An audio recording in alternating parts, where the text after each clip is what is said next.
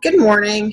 I am Sarah Kyle. I am going to share with you my dissertation proposal. I'm not going to lie, I'm a little nervous about being recorded or recording myself.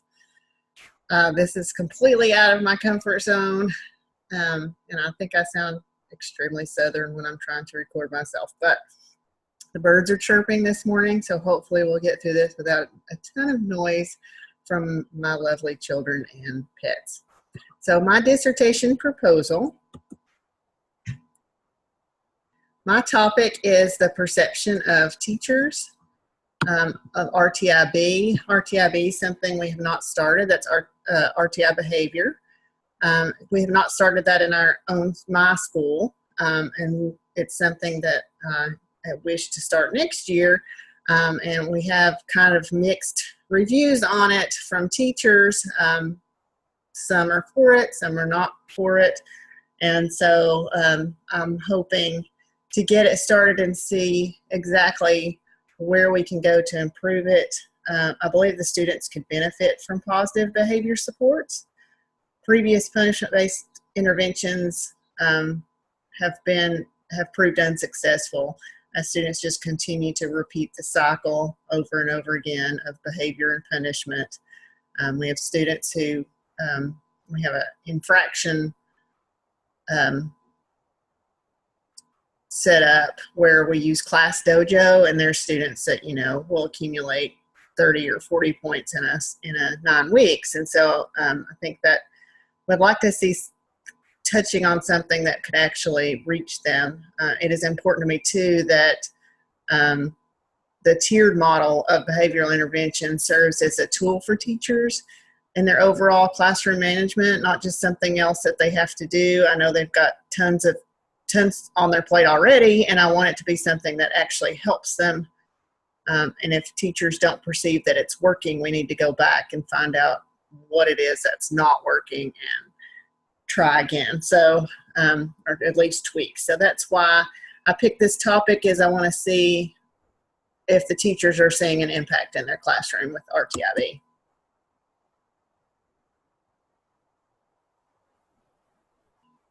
Of course, the purpose of the study is to gauge the perceptions of the teachers before and after implementation. We've not started implementing it yet, so I'm going to get that pre and post interviews with the teachers to gauge their perceptions.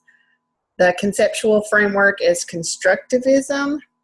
That is the learning theory that they learn from experiences. So I want to see how their experiences with the RTIB shape their perceptions. The theoretical framework is social cognitive theory. An individual's knowledge is acquired by observation through social interaction and experiences. I want to see, not only do I want to see if the students learn from positive behavior outcomes, but I want to see if that's something that the teachers are learning too, or if they see the successes from it. Because I think if we see successes, we're most likely to repeat it.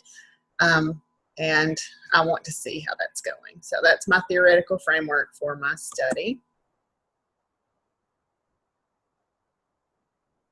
The research type is phenomenology. I'm trying very hard to pronounce that correctly. But that is through lived experience.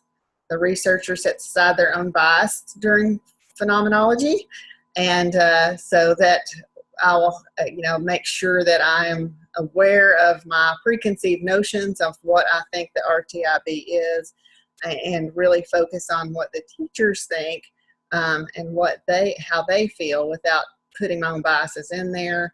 I want to know what their experiences are, and I'm going to gather it from the participants who do experience RTIB. So I'm going to start it with 7th grade students and see if that makes an impact in the school, and then maybe get larger the next year. But through this study, I want to see the ones who experience it, what they feel like. And the primary data will be open-ended interviews. Okay, my research questions. feel free if you look at these questions and you think you could add or take away something, or if you think there's some way that I can improve these questions. But my questions are, what characteristics of RTIB affect its adoption? How do teachers' perceptions change before and after implementation of RTIB? How would implementation of RTIB need to be changed or modified to be effective in a rural low-income middle school setting? And to what extent does RTIB student behavior change or improve? First, I want to know exactly what teachers think need to happen in order to make it successful. What characteristics affect its adoption? Like what's going on around us that makes it imperative to use it, or what affects us not being able to use it effectively, or in order to use it effectively. What teachers' perceptions change before and after RTIB. I have probably a mixed group of teachers that really support it and think it will work, and then some that think, no, this is just another thing for me to do. So I want to see how those perceptions change after they actually try it. And then, of course, I want to see what we need to do to make it better once we've done it. What needs to be changed, what needs to be modified, because I know that there's no one size fits all when it comes to RTIB. So that's why I want to look at that. I know that, in my school setting, with it being rural and low income, that's going to look very different than somebody who is in a school that's a lot larger or a more mixed income. So I want to see what works and what doesn't. And to what extent does it improve student behavior? I want to see if it does improve student behavior.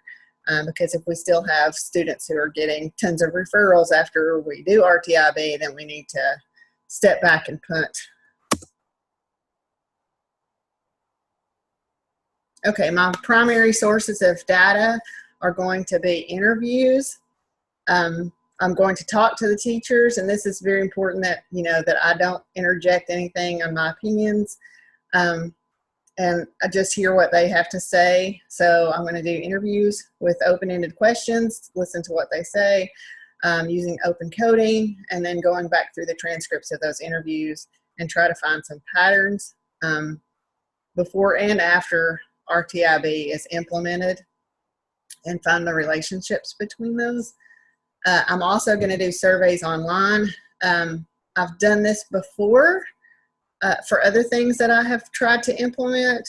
And I think that sometimes people will say stuff in surveys or written down that they maybe not say face-to-face. So I think that will help get more of a well-rounded opinion or perception of RTIB if they are able to write something down.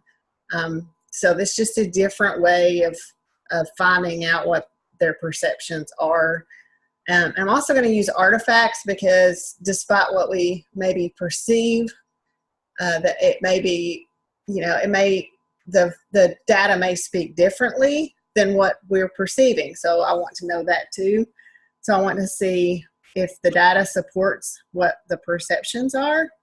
I'm also going to observe myself, what I'm seeing in a classroom, because I'd like to see where it's going. I'm going to use myself and perhaps an administrator to do classroom observations to see if they're seeing any changes in the classrooms after RTIB and before RTIB. My trustworthy techniques, I'm using a stratified sample. I've got 2 administrators and a principal and assistant principal, and I've got 8 7th grade teachers, and again, there's a mixture there of teachers who are for it and against it. So that is going to be an interesting mixture of people that probably represent the teachers as a whole. And my peer debriefing, I'm going to use an outside person to check for any biases or anything. Like I said, I'd like to use what's called bracketing to try to check to see if I have any biases that are going to play into my interpretation of their perceptions. So triangulation, I've used interviews, surveys, and artifacts, as well as peer observation. So hopefully that will be enough data to get a well-rounded view of perceptions. And the member check, confirmability and credibility. Members of the study will be allowed, of course, to see their transcripts and check for any accuracy or any misstatements or anything like that. If I had, maybe not heard them right or understood what they were saying.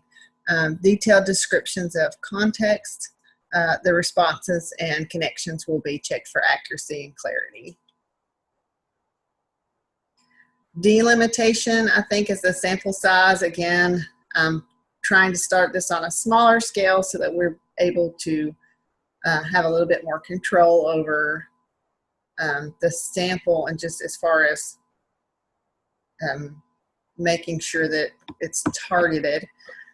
So the sample size is only going to be relevant for a small school in a rural setting. So that, I think, is a delimitation. And then the strength is triangulation. I think I'm using several sources of data, so that should help in that arena. So that is my presentation. I hope that I have done this right and I'm able to share it. So I appreciate all of your time and attention. Good luck on our process through this dissertation process. It's a little scary for me. All right, thank you.